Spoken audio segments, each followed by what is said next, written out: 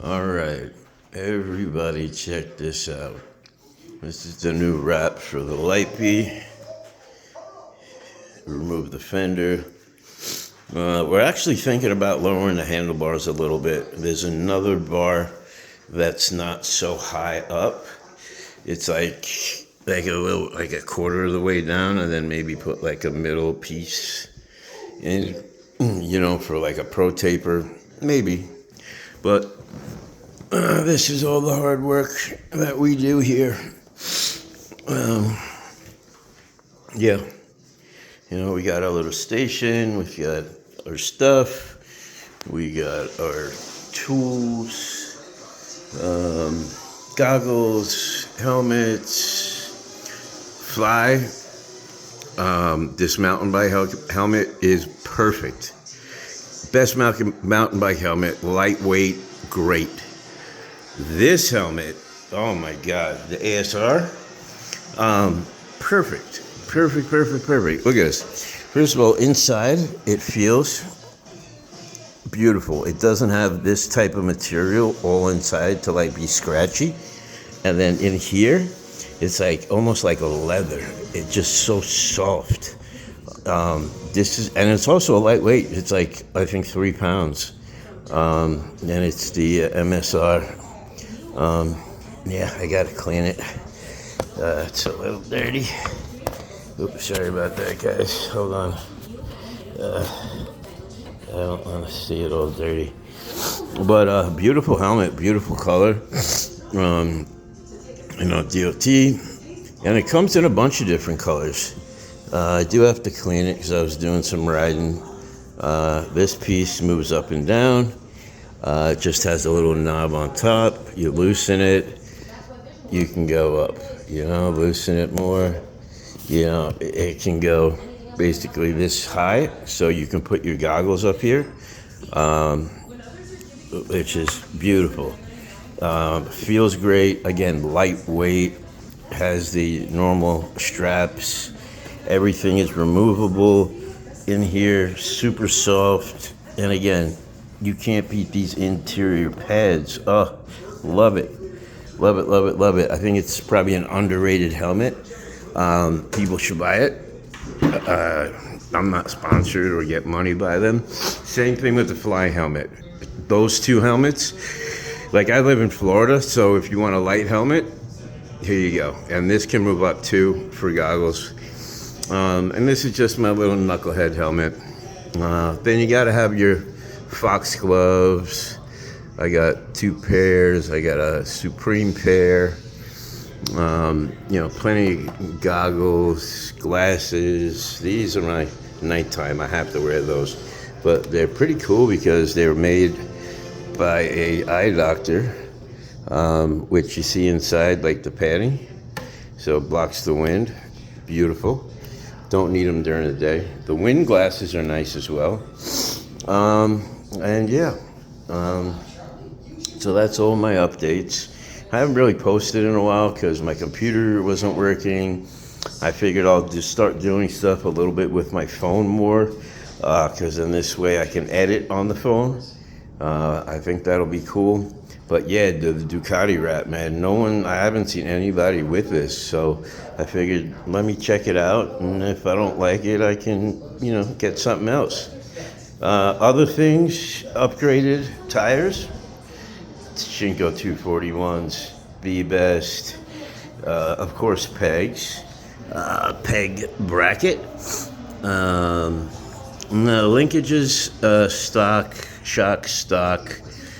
Same thing with the front shot stock. These are the Pro Taper pillow.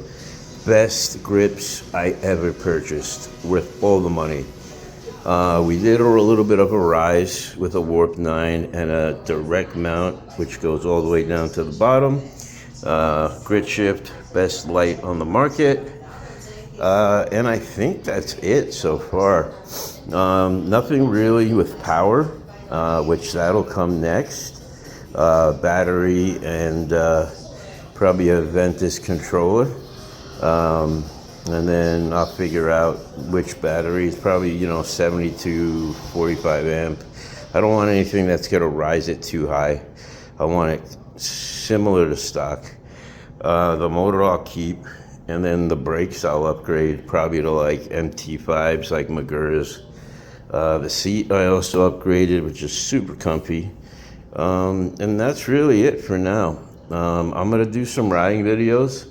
I'll try to upload them to my phone and then post and then see, maybe you guys might like it. Give you an idea, an upgrade. I mean, look, these things are like 2 years old. People don't really care about them right now, but I don't know. I just figured I wanted one and I wanted to build one up and, make it a little faster than the E-Ride. All right, guys, take care. I'll see you soon. We're using the DJI Mic Mini. And I'm gonna see how this sounds as we're riding. I have it attached to my little shirt here. First time on a decent wireless mic. The other one I had was crap. I figured, let me test it. I got like a little $30 one. And oh my God, it was so horrible. But, it's a nice night. I'm definitely gonna do some day trips. Because all this night riding gets a little boring. I'm sure for you guys, I mean, for me, not a problem, but for filming, absolutely looks better during the day.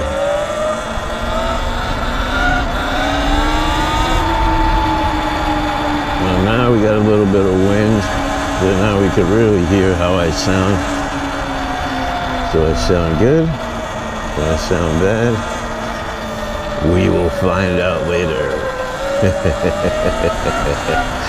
I just don't want to run into any wetness.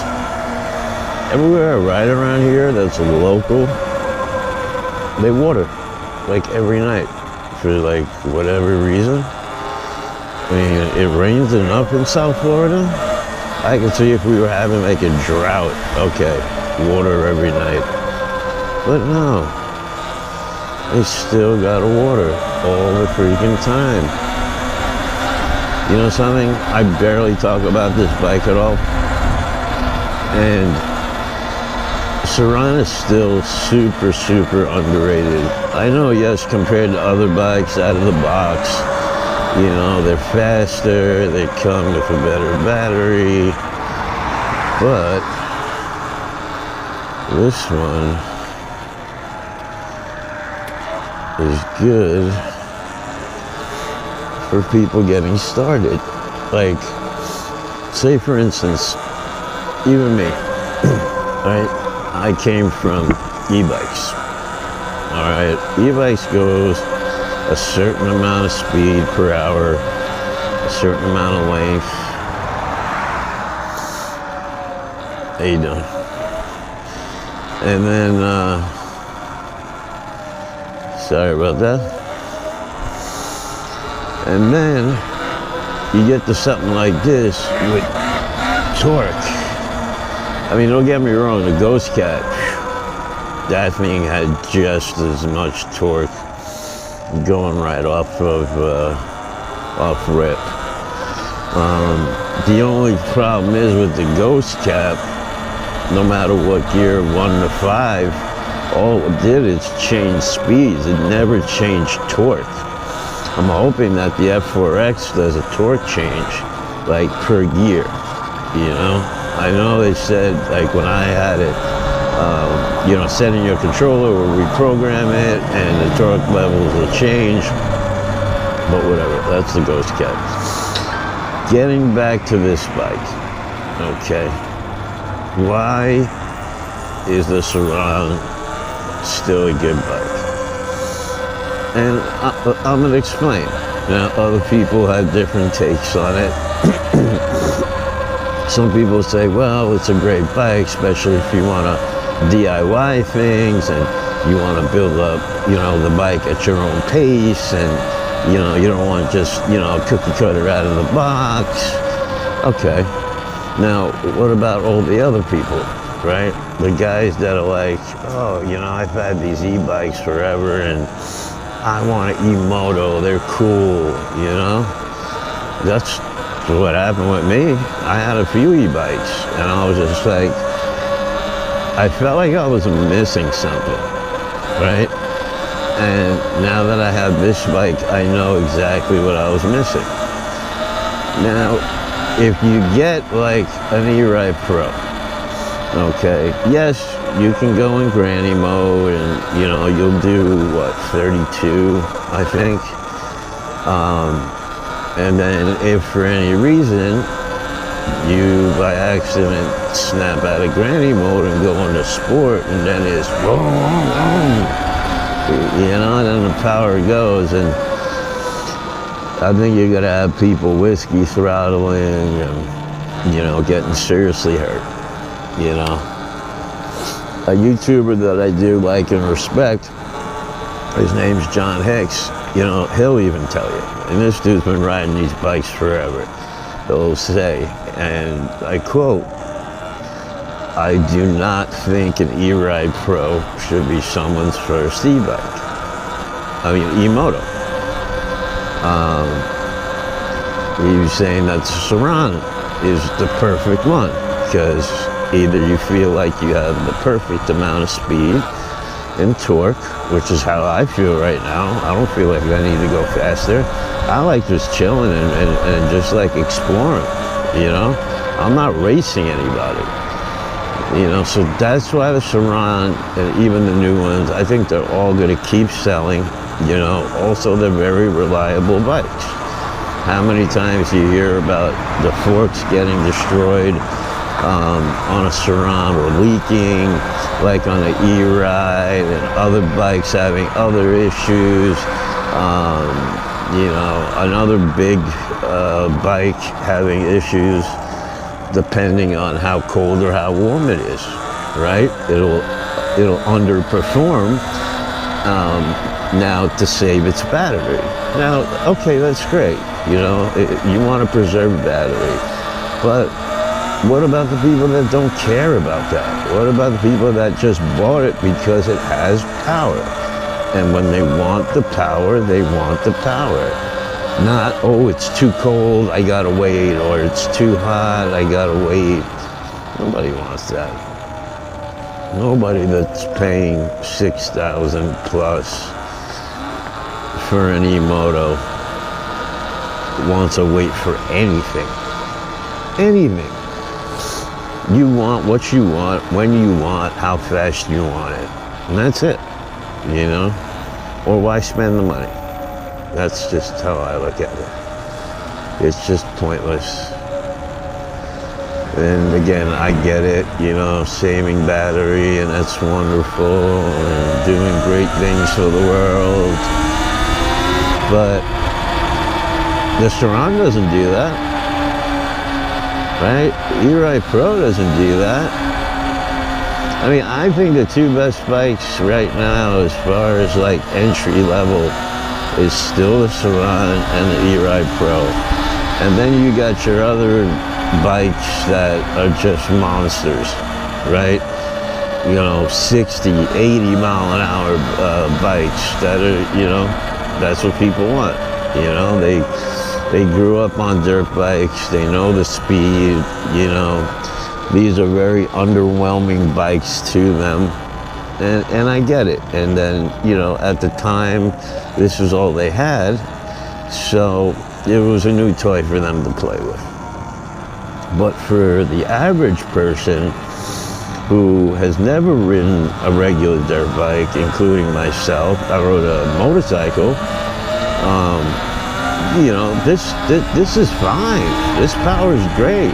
Like, yeah, maybe in a year from now, I'll get tired of it. But the way I ride does not consist of full throttle and needing to do 60 to 80 miles an hour. I don't, you know. Riding in the 40s is perfectly fine for me. And I personally think as long as I have it, it'll be great. Maybe when I'm super used to it, or if I'm popping wheelies and whatever the case is, you know, after time you get used to everything, right? Everything becomes just very normal to you, very normalized. You know, like for instance, I have a car. I have a sports car. And before that, I had a normal car. Okay? And the normal car's max speed was very normalized. And when I got into the sports car and did that in seconds, it was like nothing. But then the power of the sports car, I was like, holy crap. You know, if I'm not careful and I don't know really how to drive this thing correctly, I'm gonna get myself hurt really, really bad. It's just, that's how it is.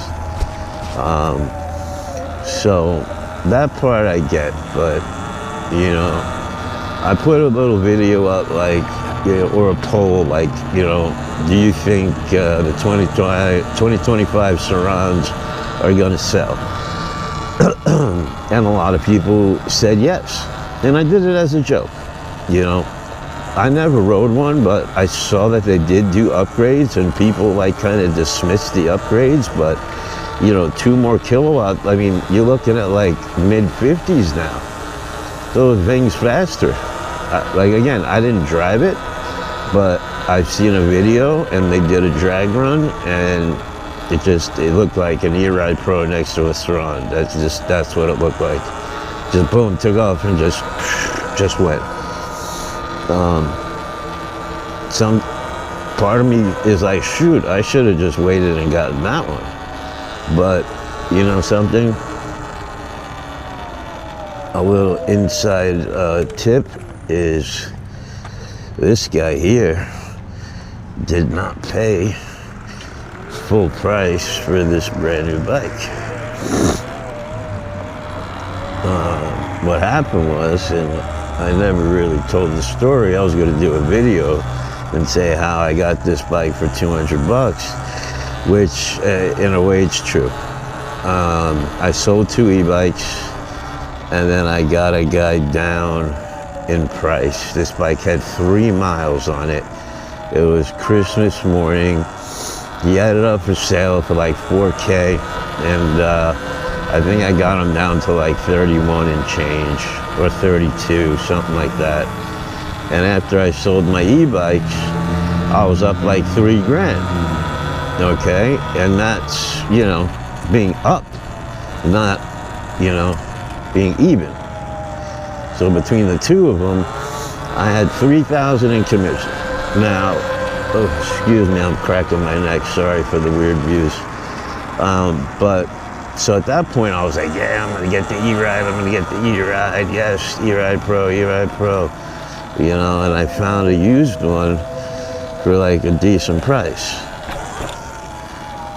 And I was thinking about it, and then it dropped down to like 43, and then I was like, huh, you know, it's only 13. Well, not 13 because in shipping and all that, so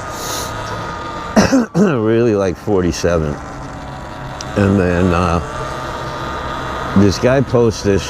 I was home on Christmas Day, or just came home, and I was looking them up online, and I found one at one point for like 3K with like 300 miles, and they did all the mods and everything, and it was a silver one, so I didn't really push it. I was like, yeah, maybe so. And then the day I went to say okay and pull the trigger, it was sold. I knew it was going to be sold because I knew the guy would have taken like 2,800. He never rode it.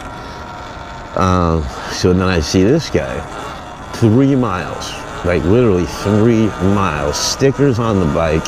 It was not from an Alibaba special. It was bought in the US. You know, it had the orange decals. You can tell from the green and yarn. I know Surrons very well now that I've been, it's the one thing, when I'm looking to buy something, I study the heck out of it, I'm sorry. I study the heck out of it. No matter what I'm buying, I make sure I know everything about it, what I should get it for, what it goes for, A to Z. I'm like a weird savant when it comes down to stuff like that. Plus, I'm a salesman, by the way.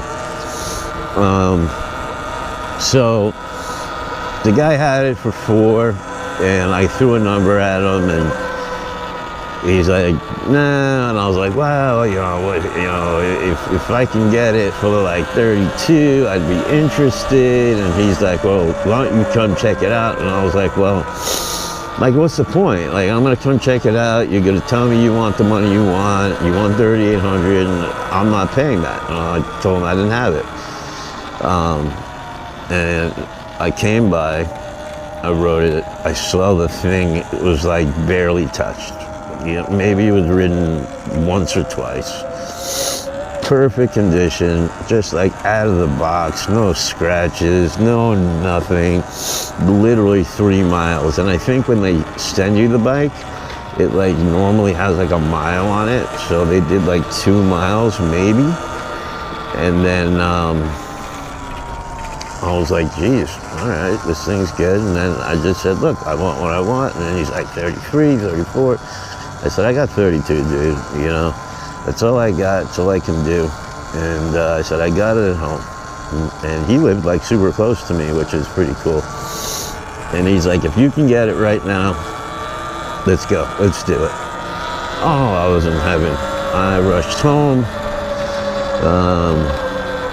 I actually rode it back from his house that night, and that was like the first time I truly ever ridden a Surron. And I'll be honest, I was definitely a little nervous because even in granny mode, like it has that little zoom zoom when that torque. No matter what mode. I mean, in granny it's a little slower than in this mode, in sport.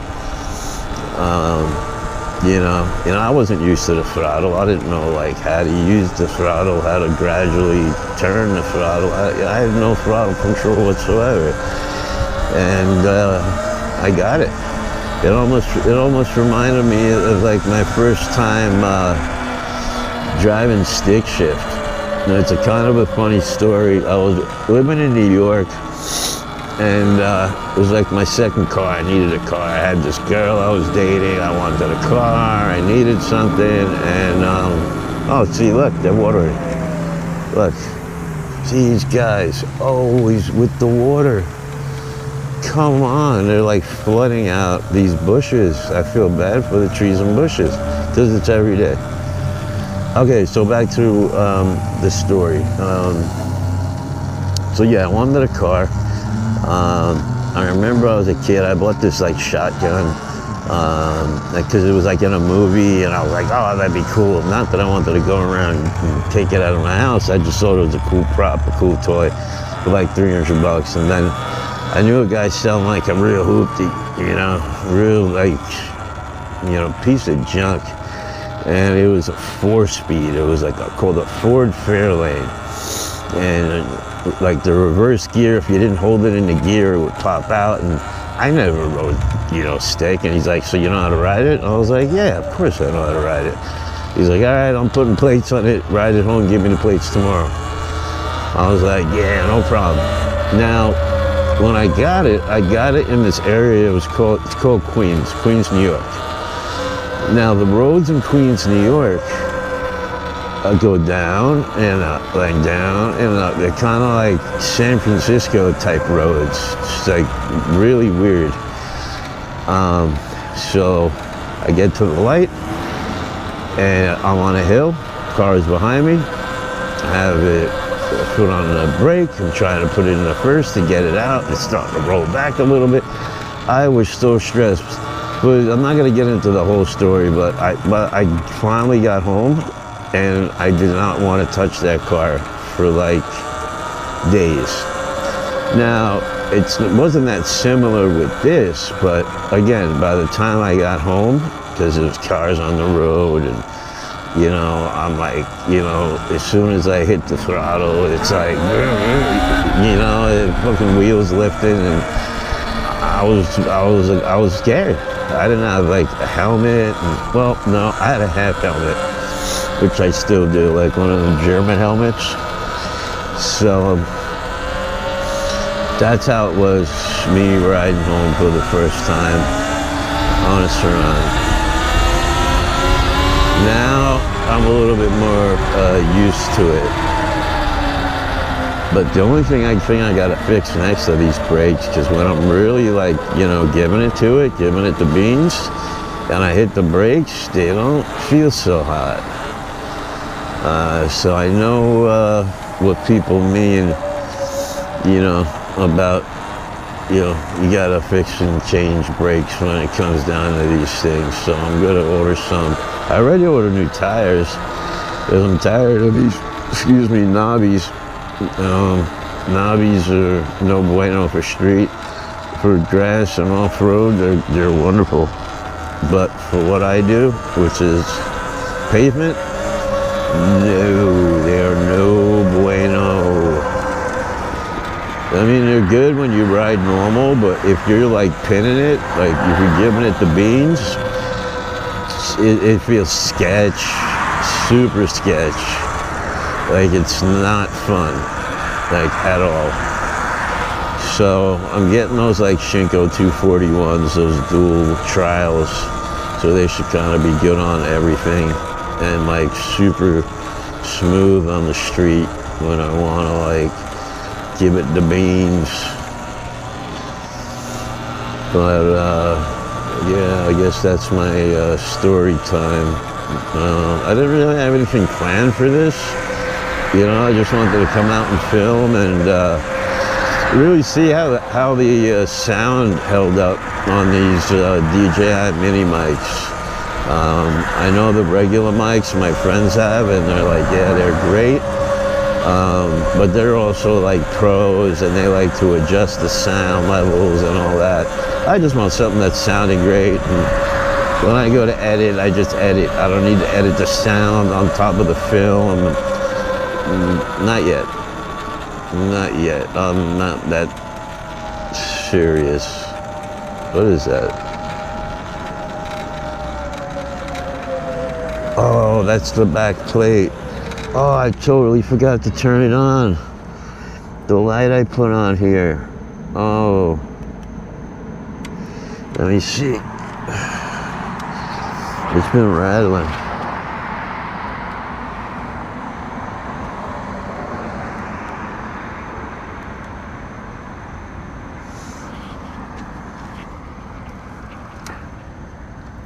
Oh yeah, it's supposed to like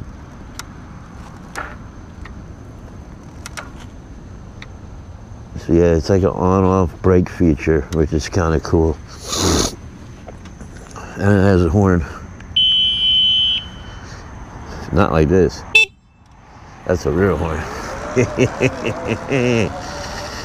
Oh wow, I was like, what the hell is that rattling? Like, I just put it on. And I should have made a video about that, but some other YouTuber did it already. He made a whole vid about installing a $30 backlight that would be cool for the Surron. So I was like, yeah, I'm not gonna bother.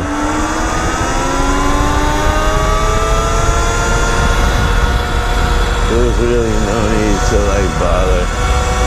He did it already. And it would have looked like I was just copying him. So, and a lot of times I do like, you know, add-ons and stuff like that, and I just forget to video it, or I didn't have the tripod, which I have now. So now if I do anything, I can actually film while I do stuff. And most of the time, be honest, I really don't want people to see me when I'm doing stuff, because a lot of the time I get frustrated and it's not a good look. I mean, you guys might get a kick out of it, but not a good look at all. Not at all for me. It just looks stupid. What the hell is this guy doing? Just making a U-turn? But yeah, I would love to do just like how-to things, and like, some of it would be interesting if I was like really, really good at it and not a first timer. But being a first timer, finally getting it done is more of a thank God I got it done than here's the how-to get it done. Ooh, almost went the wrong way.